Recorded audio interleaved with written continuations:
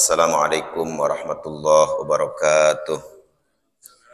Ya Rabbi bil Mustafa balligh maqasidana waghfir lana ma madha ya wasi'al karami. Ya Rabbi bil Mustafa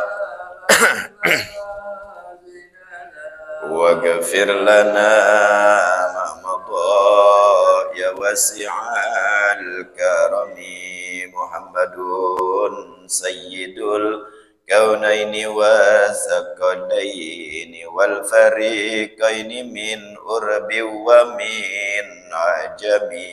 Ya Rabbi bil Mustafa balligh maqasidana waghfir lana ma madha ya wasi'al karami.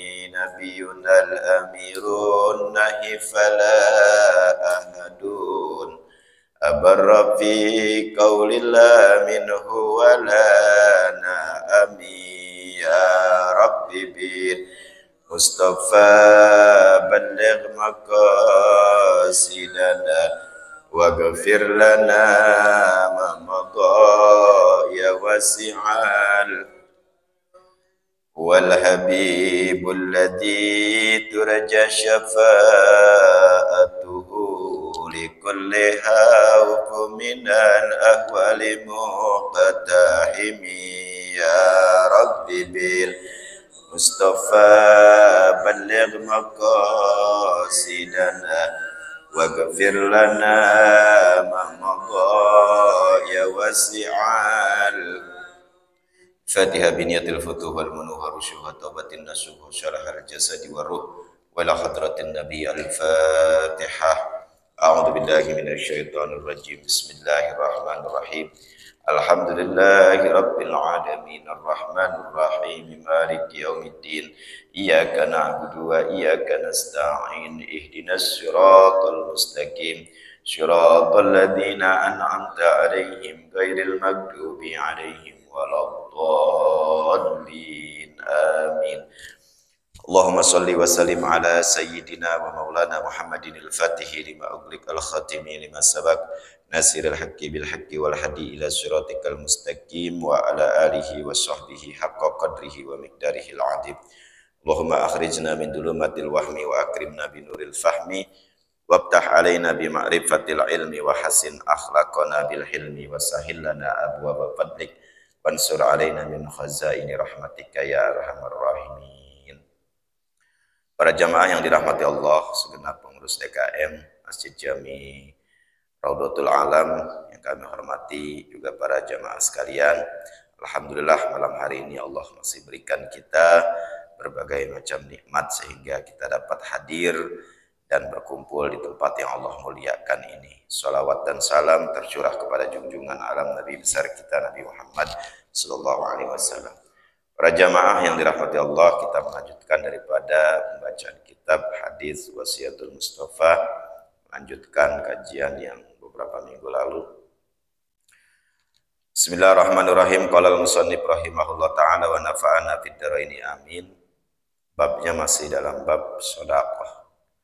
Ya Ali, utlu bil khair inda sabahil wujuh wa akrimi doifa fa innahu idza nazala biqaumin nazala ma'ahu rizquh wa idza irtahala bidunubi ahlil manzili wa yulqiha fil bahri. Ini ya Ali, wahai Ali, utlu bil khair inda sabahil wujuh, carilah kebaikan inda sabahil wujuh, ketika pagi-pagi sekali atau dengan segera mungkin. Wa akrimid daifa, dan muliakanlah olehmu akan tamu. Fa innahu, maka sesungguhnya tamu, idza nazala biqaumin, apabila tamu itu datang kepada satu kaum atau satu rumah, nazala ma'ahu rizquhu, maka datang bersama tamu itu apa rizkinya.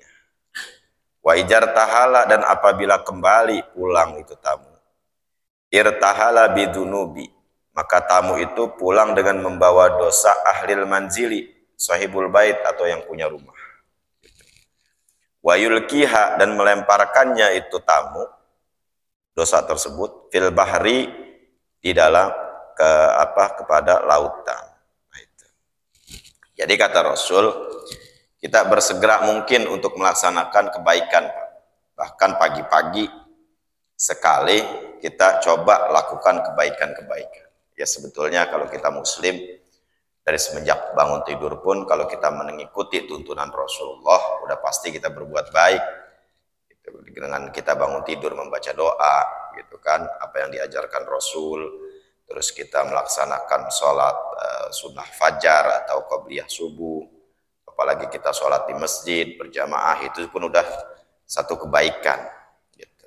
Tapi kebaikan di sini ditambah lagi dengan kebaikan yang karena ini babnya sodakoh, jadi disegerakan kita untuk bersodakoh di pagi-pagi hari. Jadi makanya ada gerakan-gerakan sodakoh subuh, gitu kan, gerakan sedekah subuh dan lain sebagainya. Ya, artinya memang diajarkan seperti itu, karena di pagi hari itu Allah utus 2 malaikat, dan malaikat ini yang pertama adalah mendoakan bagi siapa? Ya Allah, gitu, berkahilah dan tambahlah rezekinya bagi orang-orang yang di pagi hari ini bersodakoh. Gitu.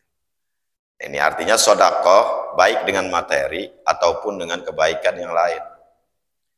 Apalagi terutama dengan materi, itu luar biasa kalau memang punya. Kalau tidak pun, setiap kalimat subhanallah wa bihamdihi, subhanallah walhamdulillah wala ilaha illallah wallahu akbar, itu pun adalah sodakohnya kita. Jadi setiap persendian kita, sodakohnya adalah kalimat dzikir, Pak.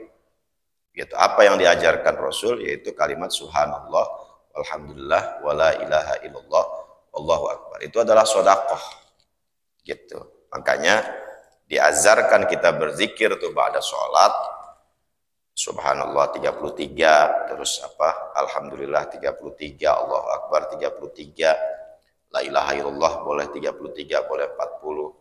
Apalagi di pagi hari itu kita baca, itu kita sudah bersodakoh tuh untuk diri kita sendiri. Itu amalan-amalan dari Rasulullah SAW. Nah itu. Jadi bacaan zikir pun merupakan sodakoh. Apalagi ditambah-tambah dengan sodakoh dengan materi yang kita punya. Itu luar biasa. Berbagi di pagi hari, bersedekah untuk anak yatim. Apalagi membahagiakan orang-orang mukmin ketika memang kita memiliki materi. Nah itu. Makanya segera tuh kita dengan kebaikan atau bersegera kita dalam melakukan kebaikan-kebaikan. Wa akrimid dhaifa, dan muliakan tamu. Sesungguhnya tamu itu ketika datang kepada satu rumah atau satu kaum, tamu itu membawa rizki, Pak. Ini harus kita yakin ini sebagai muslim.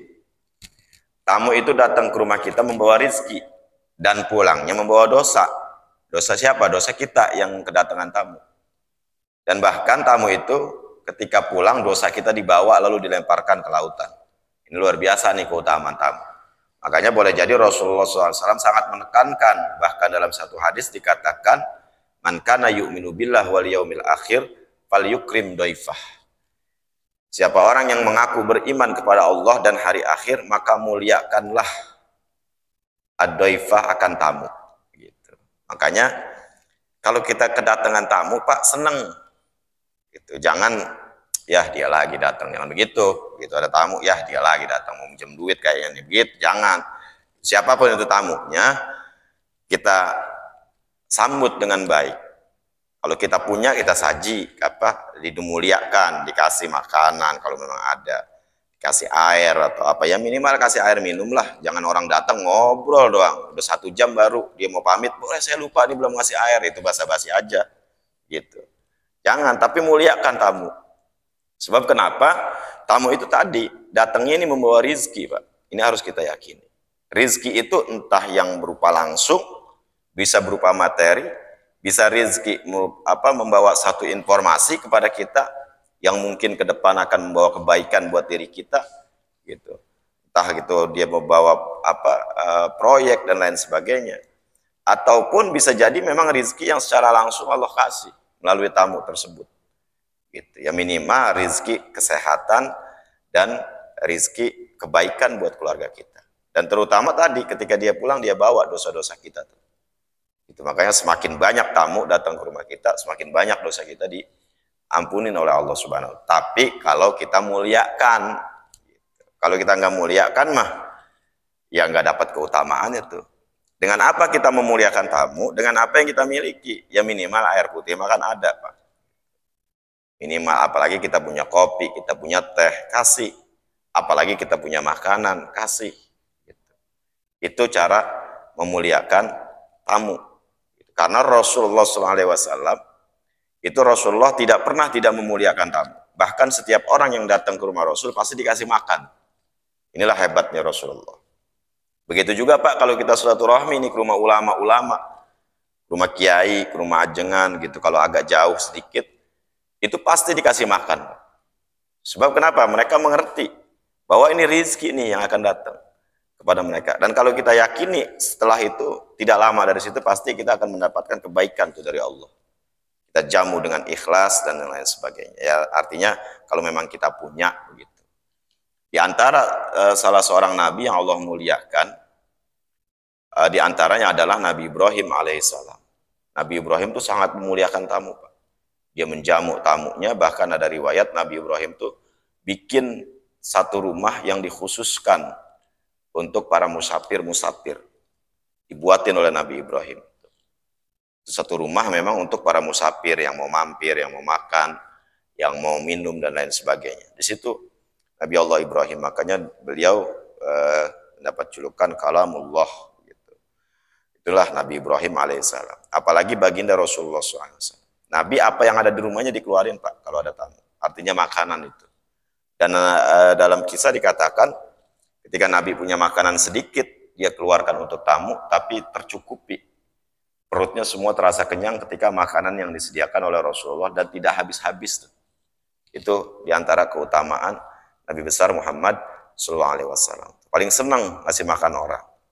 Itu makanya kita Pak, ya minimal kalau nggak ada makan berat, ya minimal makan ringan kalau memang ada. Kalaupun tidak, ya minimal air keluarlah. Juga jangan dipaksakan diri juga. Itu jadi kalau memang ada tamu, kita sambut dengan kebahagiaan dan kita jamu, kasih air. Siapapun itu tamunya, kita kasih, kita muliakan, insya Allah itulah akan membawa keberkahan bagi rumah kita. Ya Ali lam tadkhulil malaikatu.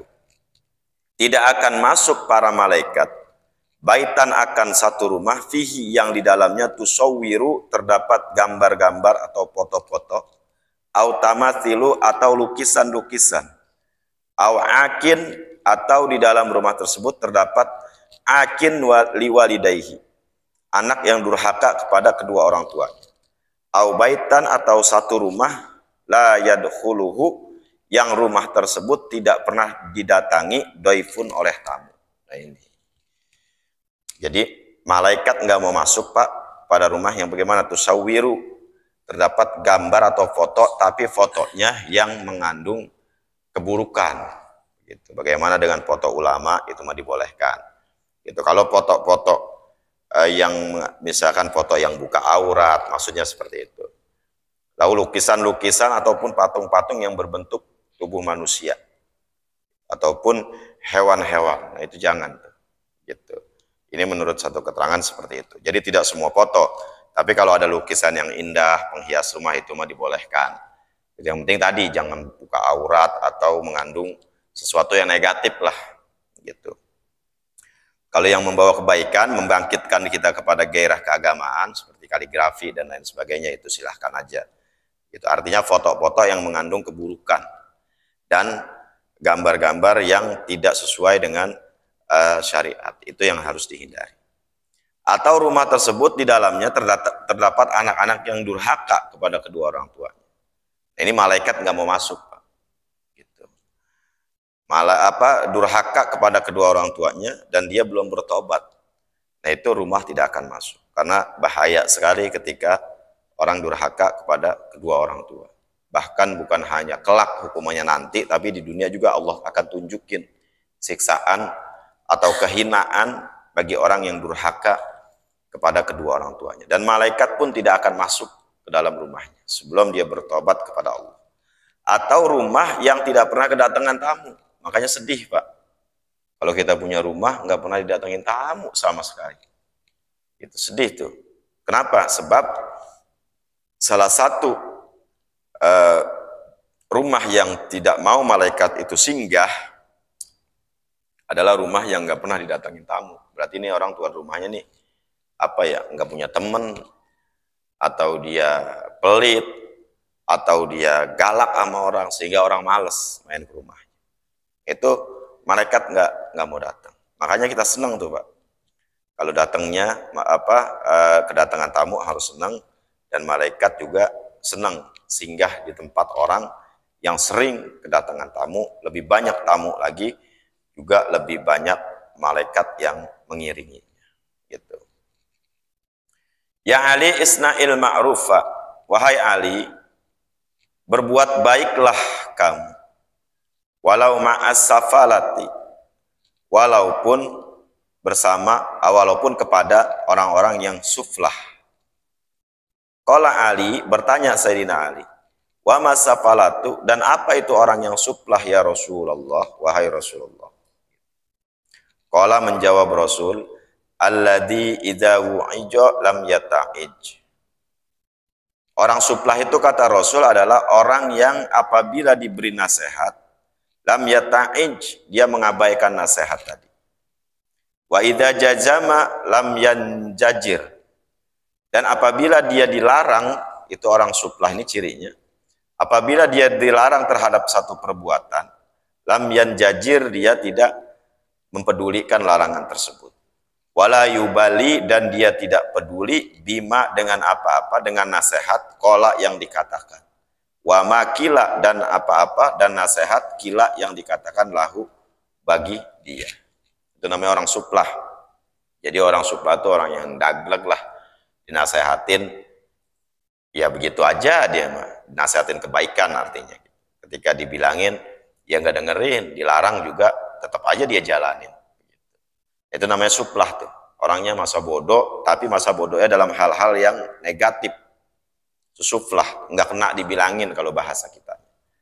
Ya mungkin dalam golongan keluarga kita ada yang suflah, Pak. Mungkin kita punya adik atau punya kakak, ataupun kita punya anak, sudah kita nasehatin, sudah kita larang, dia tetap aja begitu. Itu namanya suflah. Begitu, nggak ngedengerin nasihat. Intinya orang suflah tuh begitu. Dan dia masa bodoh orangnya. Udah amat, yang penting saya senang begitu. Nah itu suflah. Nah kata Rasul, kalau kita ketemu orang suflah begitu tuh, emang udah susah dibilanginnya, tetap kita harus berbuat baik gitu. Apalagi orang suflahnya adalah anggota keluarga kita. Kita punya anak Pak bandel gitu, susah dibilangin, nggak ada perubahan, dinasehatin begitu lagi, ngulangin lagi, keburukan lagi. Tapi kata Rasul, tetap kita berbuat baik secara manusia.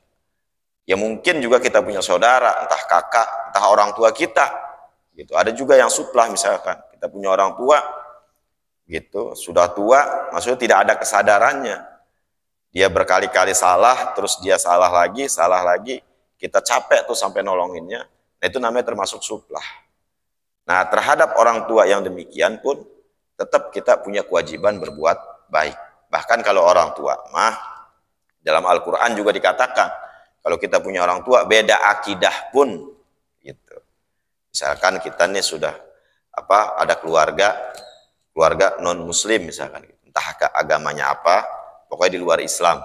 Nah anaknya mu'alaf misalkan masuk Islam, orang tuanya yang belum mau masuk Islam, kan beda akidah tuh. Secara fikih putus nasabnya, Pak, secara hukum fikih. Tapi walaupun sudah beda akidah ini seorang anak, dia udah jadi muslim. Nah sementara orangnya masih belum masuk Islam, orang tuanya, tetap kewajiban dia selaku anak tidak hilang kepada orang tuanya. Artinya kelakuan berbuat baik tetap wajib. Meskipun sudah beda akidah, apalagi akidahnya sama, cuma misalkan orang tuanya belum mau ibadah, susah dibilanginnya, diajak sholat belum mau, ibadah-ibadah yang lain belum mau, sementara anaknya ahli ibadah gitu. rajin. Nah, terhadap orang tua yang demikian, tetap kita mengingatkan, tapi tetap harus berbuat baik kepada kedua orang tua. Jadi itu akhlak namanya. Gitu. Walaupun orang tua itu beda akidah, beda agama, tetap wajib berbuat baik. Gitu. Tapi selain itu, hukum syariat terputus. Walaupun terputus, tetap secara hubungan wajib kita berbuat baik. Gitu. Termasuk apalagi masih satu akidah, cuma suflah aja susah dibilangin. Gak mau ibadah dan lain sebagainya, tetap berbuat baik. Kepada anak begitu juga. Pada istri, kalau memang ada punya istri yang suflah, gitu, yang lalai, apa yang kayak tadi, itu istri susah dibilangin, tetap kewajiban kita harus laksanakan. Ya berupa nafkah, berupa nasihat, itu juga bagian dari kewajiban suami, Pak. Itu tetap harus dilaksanakan, walaupun dia punya istri suflah, susah dibilanginnya, nggak bisa dinasehatin, nggak bisa dilarang, dan masa bodoh, cuek. Nah itu tetap suflah, apa terhadap orang suflah itu, kata Rasul, tetaplah kita berbuat baik. Ya Ali sodaqota sirri tutfi'u ghadabar rabbi. Wahai Ali, sedekah secara sembunyi-sembunyi tutfi'u ghadabar rabbi. Itu memadamkan daripada marahnya Allah. Wa tajlibul barakati, dan menarik gitu atau mendatangkan banyak keberkahan. Wa rizqal katsira, dan banyak mendatangkan rizki yang banyak. Wabakir bisodakoti, dan bersegeralah dengan bersedekah. Fa innal bala, maka sesungguhnya bala, bala itu musibah dan lain sebagainya. Yanzilu, turun itu musibah, qablal bukur, sebelum waktu pagi. Faturaddu, maka menolak apa yang menolak sodakoh yang disegerakan tadi. Al-qadha, akan ketentuan fil hawa, melalui udara. Nah ini. Jadi kata Rasul, sedekah secara sembunyi-sembunyi itu tidak diketahui orang lain, itu memadamkan marahnya, murkanya Allah Subhanahu wa taala, dan mendatangkan banyak keberkahan dan banyak rizki bagi orang yang sedekah secara sembunyi-sembunyi. Artinya sedekahnya nggak diketahui gitu, dengan orang lain, cukup dia yang tahu. Makanya ada istilah tangan kanan memberi, tangan kiri tidak tahu. Gitu. Jadi terus apakah boleh sedekah yang terang-terangan? Ya boleh. Gitu. Karena urusan ria itu urusan hati, Pak. Gitu. Jadi kalau dia sedekah terang-terangan tapi hatinya tidak niat ria, nggak apa-apa. Kadang-kadang kan ada yang disiarin itu setiap Jumat, sedekah dari bapak ini, dengan niat ini, atau dengan pahalanya diserahkan untuk kedua orang tuanya bulan bin bulan.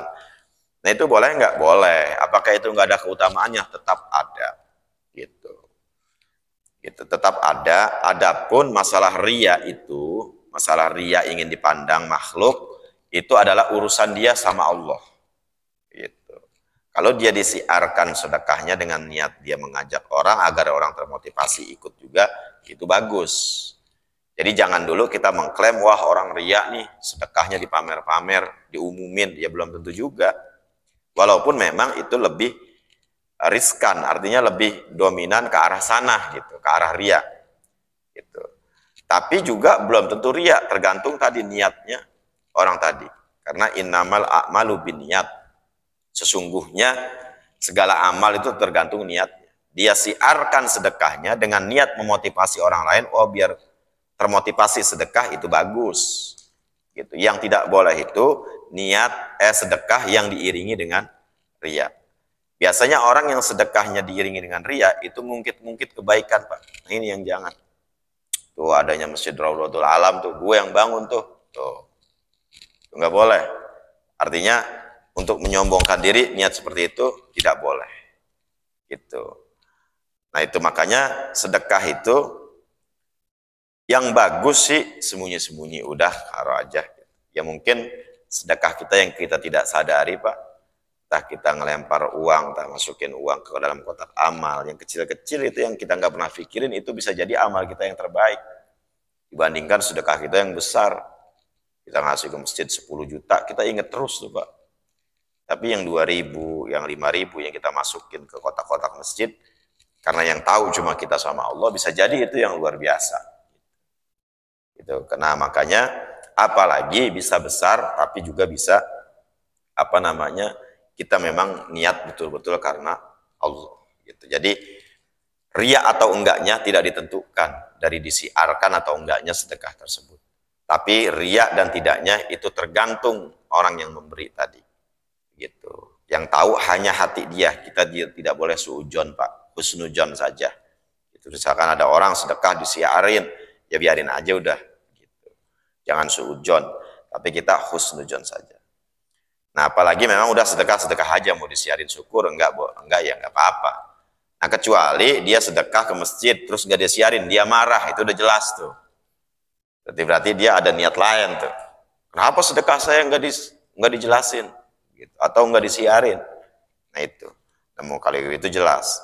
Nah, kita sedekah aja, mau disiarin, mau enggak. Itu terserah dah, yang penting kita udah niat karena Allah Subhanahu wa Ta'ala. Gitu. Dan mendatangkan rezeki yang banyak, insya Allah udah pasti kalau sedekah.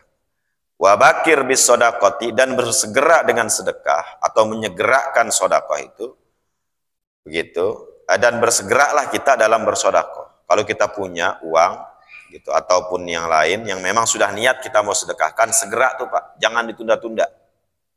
Apalagi kita punya nazar. Nazar itu perkataan.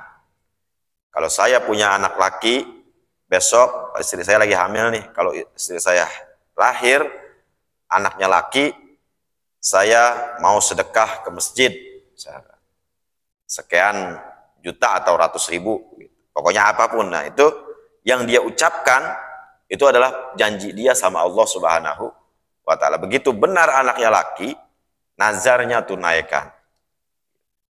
Segera tuh punya, segera tunaikan. Atau lagi bisnis, saya kalau bisnis ini goal, hasil, saya kasih nih masjid 10%-nya dari hasil bisnis saya. Itu segera tuh. Begitu berhasil bisnisnya, segera keluarkan. Karena godaannya berat bagi orang yang nazar. Kalau dia tunda, bisa jadi habis, dia nggak keluar. Makanya segera tuh. Karena itu yang udah diucapkan dia, nazar itu namanya, itu adalah hutang dia kepada Allah Subhanahu wa Ta'ala. Kecuali nazarnya dalam bentuk kemaksiatan, nah itu tidak diturutin nggak apa-apa. Kalau anak saya lahir laki-laki, saya mau manggil dangdut, nah itu maksiat. Nah itu kita nggak laksanakan nggak apa-apa Pak. Atau saya mengundang artis dangdut, nah itu kemaksiatan. Tapi dalam nazar yang mubah, apalagi yang sunnah, itu dianjurkan disegerakan ketika memang sudah ada. Karena nanti terkena kifarat kita ketika kita nggak bayar, terus sementara kita punya, begitu. Itu nazar. Saya kalau punya rumah, saya mau begini, mau undang orang-orang, saya mau selamatan. Kalau rumah saya ini, nah itu harus ditunaikan tuh. Apapun nazar kita harus ditunaikan, karena itu hutang kita kepada Allah Subhanahu wa Ta'ala. Gitu. Tapi nazar itu yang kita ungkap ya, kalau masih di dalam hati sih belum. Tapi kalau sudah terungkap, lisan kita sudah mengucap, maka itu menjadi hutang kita. Gitu. Beda dengan azam. Gitu. Azam itu berniat kebaikan. Suatu saat saya mau ini, misalkan besok saya mau ngaji, itu namanya bukan nazar. Itu dalam hati, besok mau ngaji tanpa ada sebab atau tanpa ada satu kebutuhan hajat. Gitu. Itu sesungguhnya bencana itu datangnya itu tidak menunggu waktu pagi, Pak. Makanya di Al-Quran tuh ada surat Taubah. Kadang-kadang bencana itu datangnya di waktu malam. Di waktu malam, ketika kita terlelap tidur, itu bisa datang sebuah bencana alamkah, ataupun semacam ya banjir, gempa bumi dan lain sebagainya. Itu di dalam Al-Quran terdapat Pak, kadang-kadang datang ketika orang-orang sedang tertidur, datang tuh bencana. Nah maka dengan sedekah yang disegerakan tadi, dia akan menolak ketentuan berupa bencana tadi gitu, terhadap diri kita dan keluarga kita melalui apa? Dengan dari sedekah tadi, sedekah itu akan membawa ketentuan yang buruk itu, musibah itu dengan melalui udara. Gitu. Jadi aturan kita mendapatkan sebuah keburukan, baik bencana alam ataupun bencana secara pribadi, misalkan kita aturan kecelakaan, gitu. Tapi karena kita bersedekah tadi, itu bisa menyelamatkan kita dari kecelakaan. Seandainya pun terjadi kecelakaannya, tapi Allah bisa jadikan kecelakaannya tidak menyebabkan sesuatu yang fatal. Kecelakaannya sih tetap terjadi karena memang sudah tercatat. Tapi sekiranya ini catatannya adalah dengan kecelakaan ini mengakibatkan dia lumpuh dan lain sebagainya, karena dia bersodakoh, nah itu bisa jadi diringankan daripada kejadian-kejadian, entah itu musibah bencana alam ataupun musibah secara individu. Atau juga bisa menolak keburukan-keburukan lain yang terjadi dalam keluarga kita. Nah itulah keutamaan menyegerakan bersodakoh. Sodakohlah dengan apa yang memang kita mampu dan dengan apa yang memang kita miliki. Niatnya karena Allah, nanti Allah akan memberi keutamaan bagi kita. Ya, entah ada orang sakit, ada kisah-kisah banyak Pak kalau tentang sedekah. Ada orang sakit yang sudah berobat ke sana kemari, ternyata sembuhnya dengan sedekah ada. Gitu. Ada orang yang dari sulit ekonominya, dia rajin sedekah jadi kaya banyak. Pokoknya banyak lah, Allah akan memberikan sesuatu yang memang sudah menjadi ukuran kita. Tapi tidak juga kita harus selalu ngitung. Kalau saya sedekah besok pasti Allah ganti nih 10 kali lipat minimal. Kita tungguin secara nominalnya ya itu sulit. Jadi itu terlalu rendah sebetulnya. Itu yang lebih utama itu rezeki itu kan bisa kesehatan. Rezeki itu kan bisa sembuh dari penyakit. Bisa terlepas dari kesulitan. Itu namanya rezeki. Gitu. Dan bisa juga memang apa yang ada dilipat gandakan oleh Allah. Jadi terserah Allah aja. Orang yang nggak punya anak dengan dia rajin sedekah, dia bisa punya anak. Itu kan lebih dari materi. Gitu kebahagiaannya. Orang yang sakit dengan dia rajin sedekah, disembuhkan dari penyakitnya. Jadi tidak selalu nominal hitungannya. Walaupun itu bisa saja terjadi. Semua atas kehendak Allah Subhanahu wa Ta'ala. Tapi sekali lagi, Allah lebih tahu mana yang menjadi ukuran kebutuhan kita sebagai manusia. Itu saja Pak beberapa hadis pada malam hari ini. Mudah-mudahan ada kebaikan-kebaikan dan ada sesuatu yang kita amalkan, terutama tadi muliakan tamu, gitu, yang bisa kita terapkan dalam kehidupan kita, gitu kan, jauhkan dari durhaka sama orang tua, berbuat baik disegera mungkin, gitu, apalagi ketika punya nazar, sedekah, gitu, dengan sembunyi-sembunyi, dengan niat ikhlas, insya Allah itu adalah kebaikan-kebaikan yang banyak mendatangkan amalan-amalan yang banyak mendatangkan kebaikan dan sangat bisa kita lakukan dalam kehidupan kita sehari-hari. Itu saja pada malam hari ini, mudah-mudahan ada manfaatnya. Apabila ada khilaf dan salah, saya mohon diberikan pintu maaf yang seluas-luasnya. Mari sama-sama kita akhiri dengan kifaratul majlis. Subhanakallahumma wa bihamdika asyhadu an la ilaha illa anta astaghfiruka wa atubu ilaik. Wallahul muwaffiq ila aqwamit thoriq. Wassalamualaikum warahmatullahi wabarakatuh.